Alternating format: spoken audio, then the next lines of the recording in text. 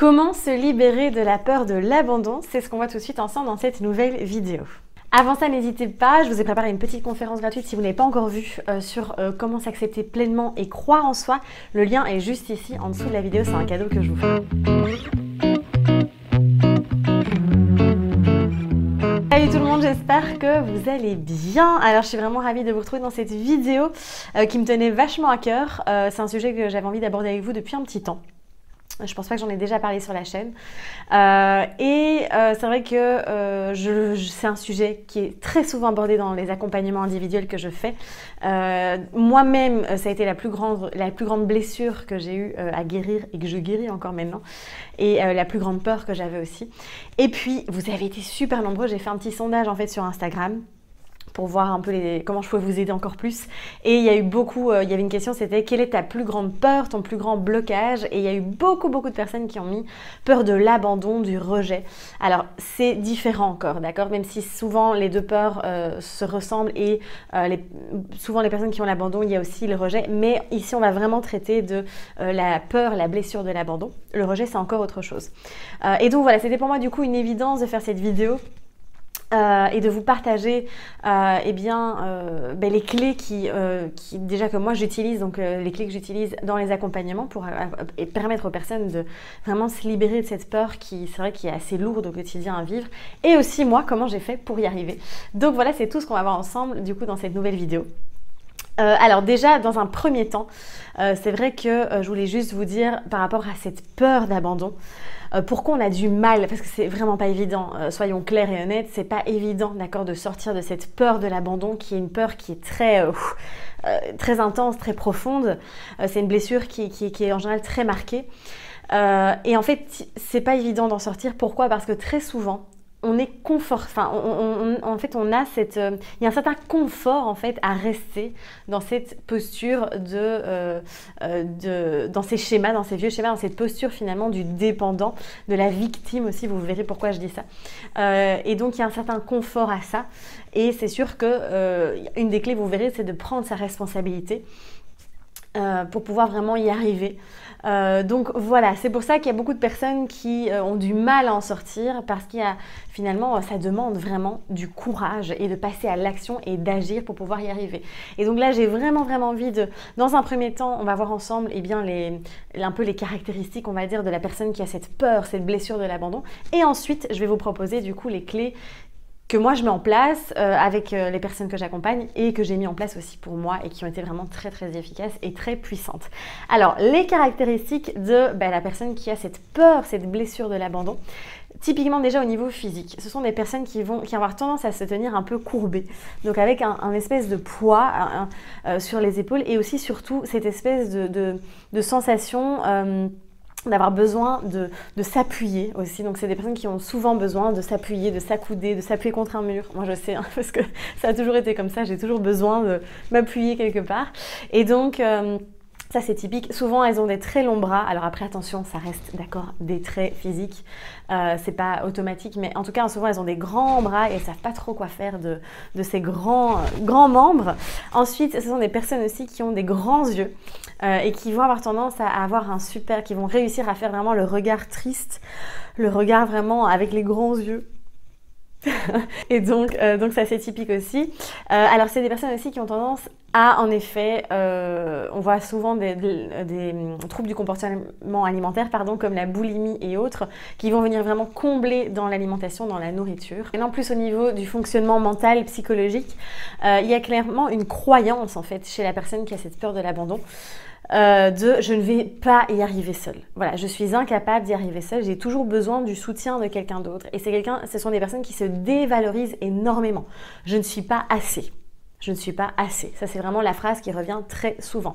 Ensuite, ce sont des personnes qui vont très couramment, du coup, vivre la dépendance affective, qui vont dépendre de l'autre, qui vont vivre à travers les autres, qui vont s'adapter à l'autre et surtout, par peur d'être abandonnés, vont complètement s'oublier en fait et vivre vraiment tout en fonction des autres. Ça, c'est vraiment un critère qui est très récurrent.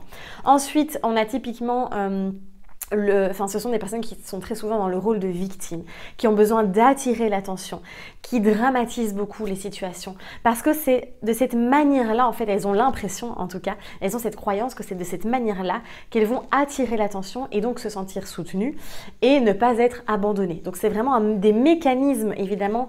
Faut pas s'en vouloir, d'accord? Encore une fois, on fait comme on peut. Ce sont des mécanismes, des stratégies qu'on utilise en fait pour justement se défendre et ne pas revivre cet abandon. Du coup aussi, on est prêt à tout pour ne pas perdre l'autre, pour ne pas être abandonné. Donc il y a des personnes qui restent dans des situations qui ne leur conviennent pas. Je parle typiquement voilà, la relation de couple, qui restent en couple avec une personne parce qu'elles ont tellement peur d'être abandonnées, tellement peur de perdre l'autre en fait et de se retrouver seules, qu'elles sont prêtes à faire des sacrifices, mais qui sont parfois vraiment phénoménaux, vraiment, et de se retrouver dans une situation qui les rend très malheureuses, où elles souffrent beaucoup, et pourtant c'est plus fort qu'elles, elles ont trop peur de cet abandon. Ce sont des personnes aussi qui parfois, c'est assez surprenant, mais vont carrément désirer, vont être bien dans ce rôle où elles se sentent pas bien. En fait, quand elles sont dans un mal-être, finalement, ça les arrange. Pourquoi? Parce que l'attention est encore sur elles et que là, on s'occupe d'elles. Donc, c'est des personnes qui sont prêtes parfois à rester dans un mal-être, à rester dans une dépression, dans un burn-out, à rester dans des problèmes de santé, parce que c'est seulement à travers ça qu'elles ont l'impression d'exister, d'être importantes aux yeux de l'autre. Donc vous voyez le schéma, et c'est vraiment pas facile de sortir de là, parce qu'on a l'impression que si on prend ses responsabilités, qu'on s'occupe de soi, qu'on s'écoute, eh bien on va perdre l'autre en fait. Et donc c'est vraiment, voilà, ça se fait vraiment petit à petit. Très souvent aussi, les personnes qui ont cette peur, cette blessure de l'abandon, prennent très souvent le rôle de sauveur aussi. Vraiment ce besoin de sauver l'autre, encore une fois, pour aussi être reconnu, pour avoir l'attention sur soi aussi. Et de ce besoin aussi de ne pas abandonner l'autre parce que on n'aime pas non plus, nous, être abandonnés. Ensuite, c'est des personnes qui ont vraiment du mal à faire des choix, enfin qui savent très bien au fond d'elles le choix qu'elles désirent, mais qui vont toujours aller demander l'avis des autres. Voilà, peut-être que c'est votre cas. On va toujours demander l'avis de l'autre, on va toujours demander le soutien de l'autre. Mais en fait, c'est pas pour vraiment avoir l'avis parce qu'on ne sait pas ce qu'on veut, parce qu'au fond, on sait très bien ce qu'on veut. C'est vraiment pour avoir juste le soutien de l'autre. Et au final, la personne, souvent, elle n'écoute pas du tout ce que les autres disent, mais elle a eu le soutien et elle va faire ses propres choix, en fait. Donc ça, c'est vraiment aussi un mécanisme qui est assez courant. La plus grande peur, évidemment, des personnes qui ont cette blessure, cette peur de l'abandon, c'est la peur de la solitude. Donc c'est quelque chose qui est très puissant, vraiment, cette peur de la solitude qui peut venir vraiment, qui est très désagréable et qui fait beaucoup souffrir au quotidien. D'ailleurs, ça aussi, c'est une peur qui est revenue très souvent dans le sondage et je sais que moi, j'ai eu cette peur pendant vraiment très longtemps. Donc ça, c'est typique aussi.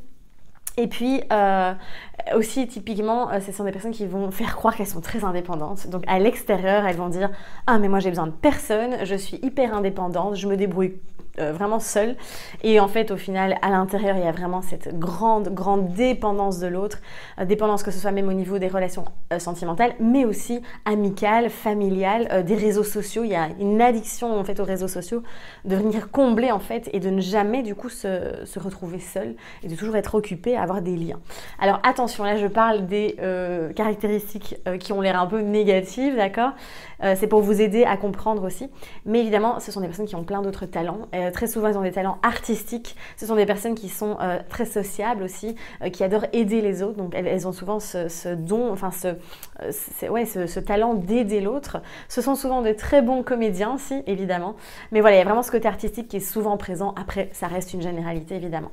Alors maintenant, vous allez me dire, mais comment on fait quand on a cette peur de l'abandon, cette peur de la solitude et autres? Qu'est-ce que je fais? Je vous ai réuni quelques clés ici qui j'espère, vont vraiment vous aider. La première chose que j'ai envie de vous dire, en fait, c'est d'arrêter de vous abandonner, vous. Parce que quand on est toujours à vouloir faire en fonction de l'autre, à vouloir tout faire pour l'autre, tellement on a peur que la personne nous abandonne, en fait, on s'abandonne nous-mêmes. Et donc, de vraiment vous remettre au centre de vous-même, de venir vous reconnecter à votre intérieur et vraiment de pouvoir arrêter de vous abandonner, parce qu'à chaque fois vous agissez dans tout ce que j'ai dit avant, toutes ces croyances, ces conditionnements, ces mécanismes, ces schémas que l'on met en place, c'est un peu des schémas de survie aussi, on a l'impression, enfin c'est l'ego qui travaille sans en parler, et bien à chaque fois vous vous abandonnez. vous vous abandonnez à chaque fois. Et donc, stop, arrêtez vraiment de vous abandonner au détriment de l'autre et revenez vraiment mettre vos besoins au centre de votre attention. Ça, c'est vraiment le premier point qui est très important. Ensuite, du coup, de garder son pouvoir. Voilà, ça c'est une phrase que j'aime beaucoup partager dans les accompagnements aussi, c'est « je garde mon pouvoir pour moi ». Parce que très souvent, les personnes qui ont cette blessure de l'abandon vont donner complètement de pouvoir aux autres. Et je sais de quoi je parle, je vous assure que cette vidéo, je l'ai vécue dans mes tripes. Donc je peux vraiment vous dire que, voilà, moi avant je donnais tout mon pouvoir à l'autre et je m'oubliais complètement. Et ça c'est vraiment quelque chose à mettre bien dans votre tête, à écrire cette phrase, collez-la, mettez des post-it partout, mais gardez votre pouvoir, d'arrêter vraiment de donner tous vos choix, l'impact, en tout cas votre pouvoir à l'autre. Ça, c'est vraiment une clé super, super importante. Ensuite, c'est ce qui va finalement vous aider le plus, c'est la pleine conscience. C'est aussi de pleine conscience du fonctionnement de votre ego, d'accord? L'ego, je rappelle, ce n'est pas le mal, ok, d'accord? Pas du tout. Notre ego, il est là pour nous permettre de survivre. Il est là pour nous protéger, d'accord? Donc, il fait de son mieux aussi. Et voilà, il faut sortir de ces trucs de spiritualité, de l'ego, c'est le mal, machin. Non, stop. L'ego, il est là et il fait son job. Et c'est sûr qu'il faut comprendre, être conscient de son fonctionnement pour éviter du coup de répéter les schémas. Et en fait, typiquement, faire attention à ce que vous pensez, aux questions que vous vous posez, d'arrêter, en fait, très souvent on dit, voilà, les personnes qui vivent l'abandon, c'est « Ah, c'est toujours comme ça, et de toute façon, tout le monde m'abandonne, et au final, je suis toujours toute seule, etc. etc. » Et donc, quand vous voyez que vous commencez à rentrer dans ce petit schéma, dans cette répétition, mais c'est de vous dire « Ok, là, stop !» Là, mon ego, il est en train d'entretenir, de nourrir cette blessure de l'abandon, cette peur. Et c'est j'agis. C'est qu'est-ce que je peux faire? Plutôt de me poser ces questions, c'est que puis-je faire pour moi, ici et maintenant? De quoi ai-je vraiment besoin? Quels sont mes désirs? Essayez de vous poser la question à vous-même, d'être en communication non-stop, en conversation avec vous en fait, et de vraiment toujours venir vous reconnecter à vous, à votre être intérieur. Ça, c'est vraiment une clé qui est très importante. Et de voir finalement, observer un petit peu votre ego, comment il fonctionne, c'est très amusant. Il faut prendre ça avec beaucoup de légèreté. Encore une fois, on n'est pas dans quelque chose de sérieux qu'il faut travailler. Non, prenez beaucoup de légèreté par rapport à ça. Moi, j'adore du coup m'analyser. Parfois, j'ai encore comme ça des réflexes de mon ego qui limite voit que quelqu'un s'éloigne de moi, j'invente, hein, mais je prends un exemple, quelqu'un voilà, s'éloigne de moi, et je vais avoir tendance à me dire « Ah, je vais lui envoyer un message pour lui demander le numéro d'un tel, truc elle n'a rien à voir. » Et en fait, est-ce que j'ai vraiment besoin de lui envoyer ce message? Non, c'est juste mon ego qui a besoin de dire « Hey, je suis là, ne m'abandonne pas ». Et donc, vous voyez, et c'est très intéressant du coup de s'observer comme ça et de se dire « Ah bon, ok, là, est-ce que vraiment, au fond de moi, j'ai envie de faire cette action, de poser cette action, ou est-ce que je le fais pour obtenir quelque chose ou pour attirer l'attention sur moi ?» Donc, c'est que, voilà, vraiment de l'observation et agir. Et quand je vous dis, il y a cette peur de la solitude, je sais ce que c'est. Moi, j'ai eu des angoisses par rapport à ça et je sais très bien ce que c'est d'avoir peur d'être seule, de se sentir seule, de ressentir cette solitude qui nous ronge vraiment de l'intérieur. Et quand ça vous arrive, c'est vraiment d'accepter cette peur, d'accord? Elle est là. Il ne faut surtout pas aller contre elle, être dans le déni, l'ignorer. C'est d'accueillir la peur, hein, de faire tout ce travail de gestion émotionnelle et de pouvoir vraiment se dire « Ok, là, je ressens vraiment cette peur de la solitude. Mais qu'est-ce que je peux faire? Qu'est-ce que je peux mettre en place ?» Et ça, c'est vrai qu'il y a plein de clés qui existent. Hein. Moi, j'en partage à chaque fois voilà, plein de petits exercices et tout ça dans les accompagnements. Et du coup, on met en place des choses qui permettent vraiment, enfin des plans d'action qui permettent du coup de ressentir cette peur parce qu'elle est là. C'est ok, il n'y a pas de souci. Mais du coup, d'agir par derrière. Et donc, ça va vraiment être l'action. Vous le savez, je le dis tout le temps, rien ne change si rien ne change. Donc, tant que vous restez dans vos schémas, tant que vous répétez non-stop tout ça, eh bien, il n'y a rien qui va changer. Donc, il y a un moment aussi, c'est je prends mes responsabilités. Et ça, c'est le point suivant, d'ailleurs, je pense que j'ai écrit. Yes, c'est de vraiment prendre ses responsabilités, d'être responsable. Parce que, comme je vous disais, dans cette peur de l'abandon, il y a très souvent, on est dans le rôle de victime. Et moi, je sais, j'y étais avant. Et c'est dans cette période-là où j'avais plus de problèmes de santé et tout parce que... du coup, on s'occupait de moi, j'avais l'attention, j'étais sûre et certaine qu'on n'allait pas m'abandonner, alors qu'il n'y a jamais aucune... La sécurité est illusoire, d'accord? Et donc, c'est à partir du moment où on reprend ses responsabilités. Oui, prendre ses responsabilités, c'est sûr que peut-être qu'on attire moins l'attention, mais ce n'est pas parce que vous allez prendre vos responsabilités que l'autre va vous abandonner. Et ça, c'est vraiment quelque chose à ancrer là, vous avez le droit d'être responsable, de prendre votre vie en main, d'agir et que les autres soient toujours là autour de vous, d'accord? Ça, c'est vraiment une chose très, très importante. Je vous invite aussi à avoir cette réflexion sur la manipulation affective, parce que pour ça, quand on a cette blessure d'abandon, eh bien, on est très fort dans la manipulation affective, parce qu'on veut obtenir ce que l'on veut. Voilà, c'est pour ça que souvent on a des grands yeux, voilà, qui savent faire le regard un peu plus triste, etc. Très bons comédiens aussi en général. Et donc vraiment d'arrêter d'utiliser la manipulation affective pour obtenir quelque chose et juste d'être soi, de revenir à sa place d'humain, sa place d'être juste soi, ça suffit. Vraiment, je suis assez. D'accord? Vous êtes assez, vous avez bien assez de valeur. C'est pas nécessaire d'aller rajouter des couches, de jouer la comédie, de faire de la manipulation pour obtenir ce que vous avez envie. Juste d'être vous suffit amplement. Et ça, je voulais vraiment vous le rappeler et de vraiment intégrer ça aussi. Et là, encore une fois, c'est un travail de prise de conscience de comment fonctionne l'ego à chaque fois. Et puis aussi souvent, eh bien, on va fuir pour éviter, on va aller combler par la nourriture, voilà, ça c'est chacun ses mécanismes aussi. Et c'est vraiment de prendre ses responsabilités encore une fois et de voir les choses en face, d'être pleinement honnête avec soi-même et avec l'autre. Et ça, c'est l'outil, je sais qu'il n'est pas toujours facile, mais en tout cas qui va vraiment vous aider aussi à arrêter de venir combler ou de jouer des rôles et autres. Donc voilà, je pense que j'ai tout dit. En tout cas, j'ai dit les clés principales que j'avais envie de vous partager ici.